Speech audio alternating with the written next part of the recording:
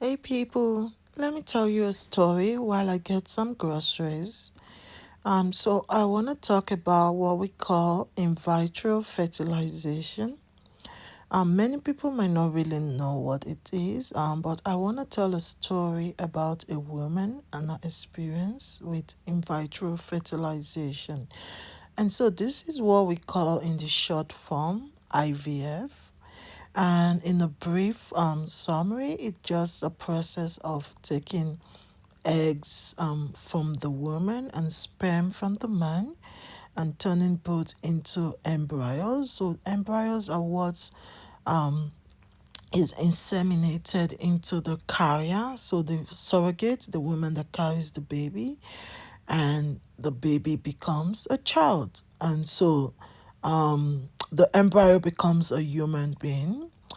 Sometimes it could be fresh embryo transfer, and sometimes it could be frozen. It could be frozen embryo transfer, or it could be fresh one where immediately the egg and the sperm are fertilized. They are immediately transferred into the woman's uterus, or they are the ones where you store it in a freeze, and then when it's time to implant, they thaw those embryos. So, anyways, sometimes we wonder, like, is this not a risk? A lot of people have had kids through this process, and so this woman, in Georgia, in the USA, in 2023 decided to have a child as a single mom, as a single woman. And she went to a hospital right there in Georgia, in the USA. And she went to this clinic. She went through the process and to have a baby. And she was so happy that everything worked out. She actually used a sperm donor with her own eggs. And she is white American, so she is identified as a Caucasian American.